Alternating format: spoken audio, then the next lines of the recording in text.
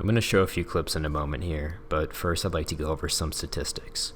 In 2017, the year of the most recent consensus surveys, 47,173 Americans died by suicide, 1,400,000 attempted, and it was the 10th leading cause of death. I don't want to interject economic evaluation on human life, but the implications are enormous. In 2015, suicide and self-injury caused the United States $69 billion. Over 50% of suicides were committed by firearm. The most common ethnic groups by proportional percentage are American Indians and whites. White males in particular accounted for 70% of all suicide deaths in the U.S. that year. Here's another stat. 70,237 people overdosed in the U.S. in 2017. 18 years before, the number was only 16,849. There's a reason I preface this video with those statistics. I'm going to play a few clips now that should get across the message I'm trying to articulate.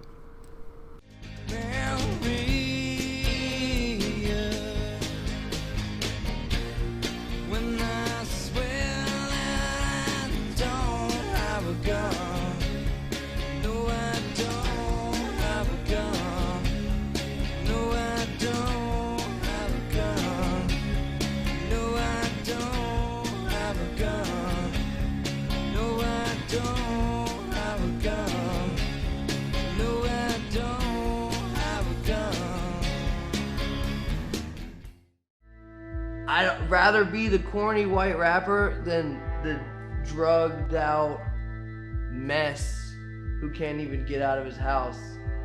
Overdosing is just not cool. There's no legendary romance. You don't go down in history because you overdosed. You just die.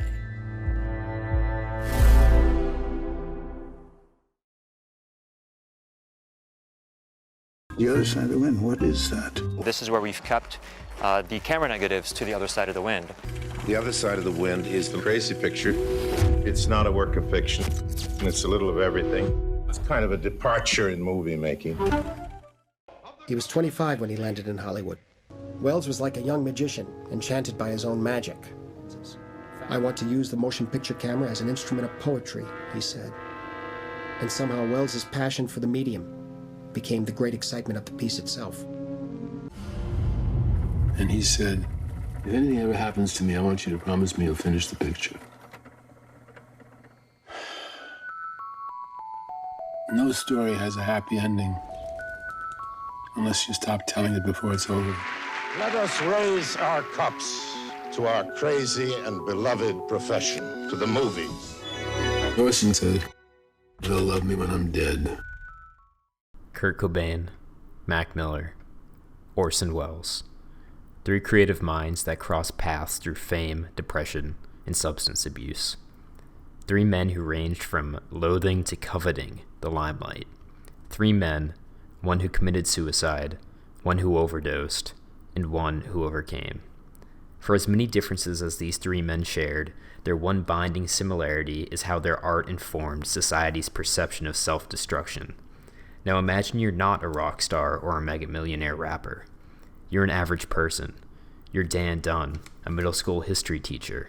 Except you still experience the depression these celebrities do. This is Half Nelson, a 2006 indie film that expertly explores the nuances of depression, relationships, and our perception of self-destruction.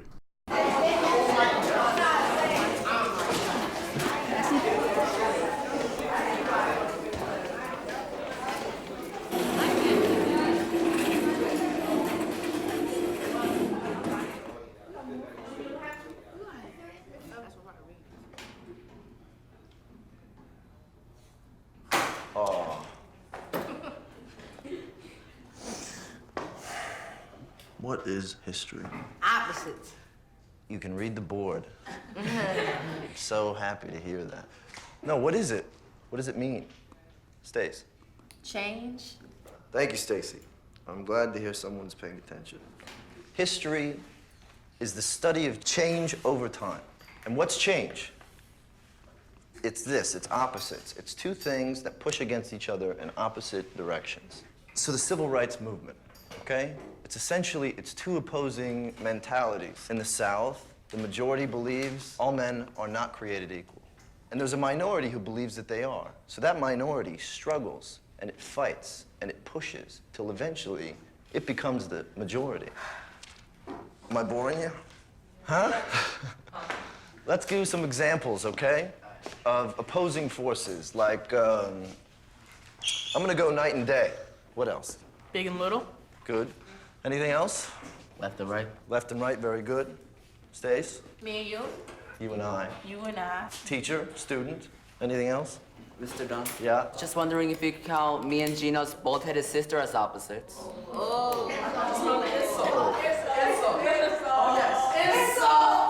Gina, come on, tell me you're not gonna take that. You got a bald sister? Is your sister bald? Give me something. May 17th, 1954. This is the first scene of Half Nelson, and it's an immensely well-executed one. Let's start with character. Our clear protagonist is the teacher, played by Ryan Gosling. Before any words are spoken, we can infer a lot about his character.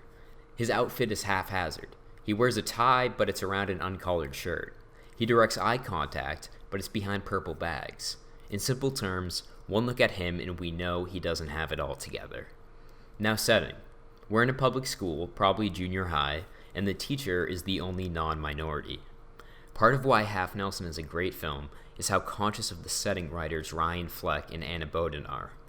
Gosling's character Dan Dunn is not there to lecture kids, nor is he there to pander to strife he's never experienced. Instead, Dunn challenges the classroom to relate and unify as part of his history lesson. What are opposites, he says. One student says, big and little. Another says, left and right. The third says, me and you, to which Dunn responds, you and I, bucking the trend and reaffirming his control and expertise. This collapses the momentum his discussion had. A student mocks another student. Dunn prompts for her to defend herself, and she does, with control and expertise, referencing the historically pertinent 1954 Supreme Court case, Brown v. Board of Education, a landmark ruling that began the desegregation of public schools. This allusion serves to articulate the how, when, what, why of the setting, all the questions we ask before arriving to this point. In under 2 minutes, we're shown this setting fully, where our protagonist is, and the major themes that will carry the story forward. But the thing is, I was just fucking things up just to fucking win. Right. No. You know what I mean? Right. But I was a writer. I hate words. Yeah. Right, because everything that is worth... Right, just forget it. To your teacher. I'm a teacher.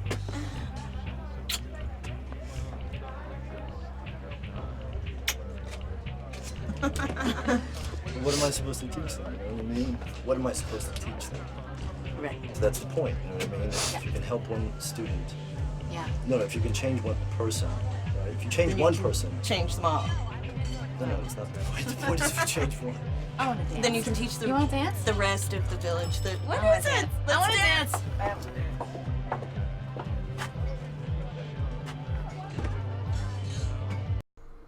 I'll be honest, I really wanted to include this scene because of how much I love the dialogue.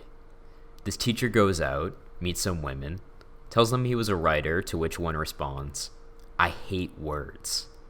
And who hasn't been on a date or told a friend, I'm a blank, to which they respond, oh, I hate blank. Just in this case, blank happens to be words. This scene also begins to extrapolate on the theme of whether people can change. Dunn says, I want to teach. No, change a person. Because if I can change one, then he mumbles off. So what is it about change that drives Dan Dunn? Well, we heard him say change is the study of opposites, and that history is change over time. So what is this obsession with change?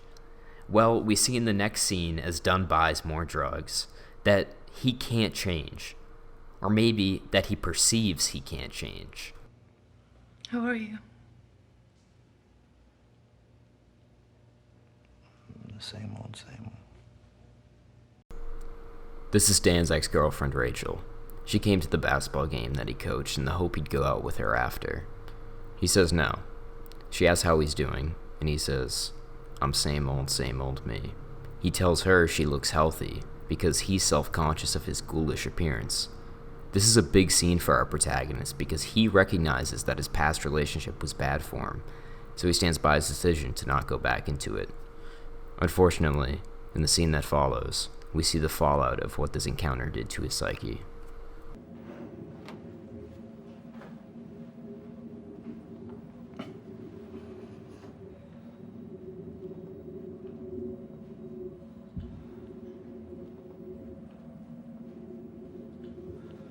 Sorry.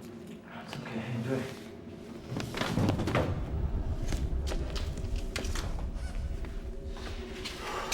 It's okay, I'm fine. I'm sorry.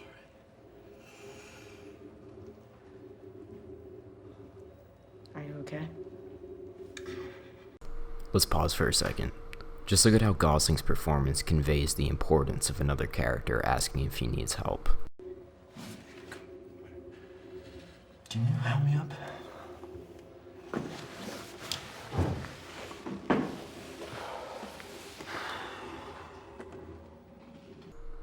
Here, one of Dunn's students finds him on the verge of overdosing. Imagine that. You're a child, and the symbol of authority, somebody who's supposed to be educating you, turns out to be a burnout junkie. It's heartbreaking, and it's real. So, Dunn is in a position of a hypocrite, something he's conscious of, something that feeds his depression. Well, teenage Dre does the only thing she can, offer him her help in getting back up.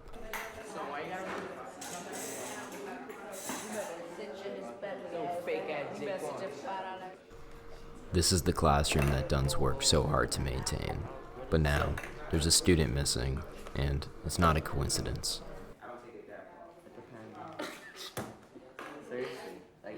Well, I feel good today.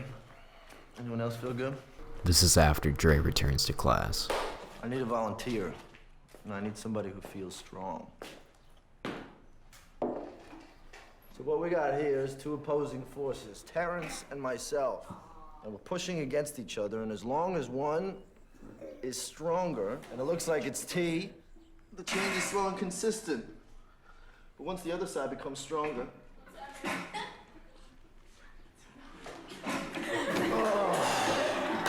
there's a turning point.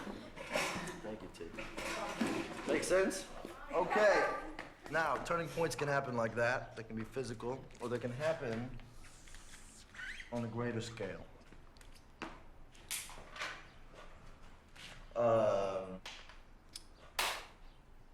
Like a war or something. So, why don't you do me a favor and write 3 examples of historical turning points that we've talked about in class.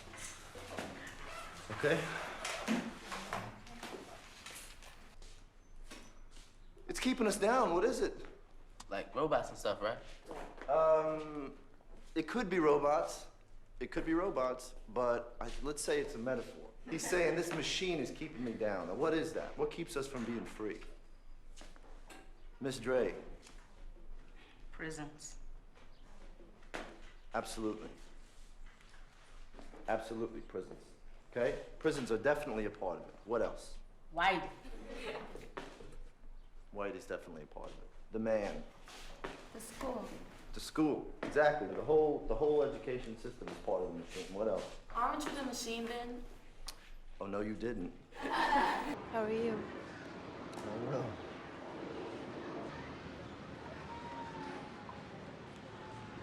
Yeah.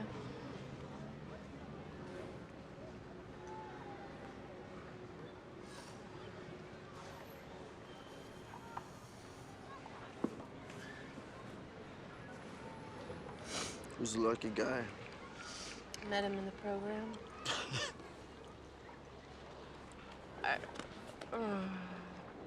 I don't know, Dan. Some people change. Some people actually change. Yeah, not me. 1 step forward, 2 steps back. Dunn finally regains control of his job, only to see his personal life fall to shambles. Not only does his ex-girlfriend get clean when he can't, she does so with the help of another recovered addict, who also happens to be her new fiancé. I couldn't think of a worse way for the universe to say fuck you to an addict.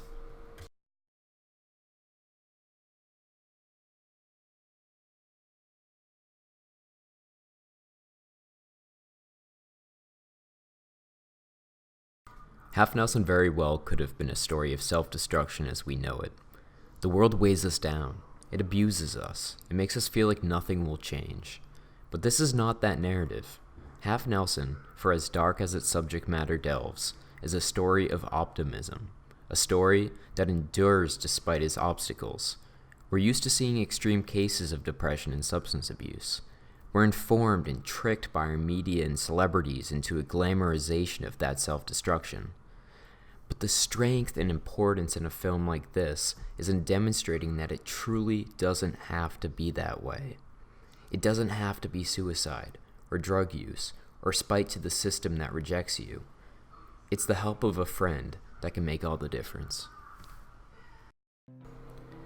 There's so much more to Half Nelson than I've gone over here, but I'm going to fast forward to the end to address the resolution of the themes I've brought up. At its core, Half Nelson is a film of didactic balance. Its opposites, racial, societal, structural, or otherwise. Its history, its change over time, is the story of how people are capable of change, and how that change is made capable through the help of other people. For this story, it's about how a strong teenage girl helps a battered middle school teacher, and how in the end, we can all do something in our lives to change for the better.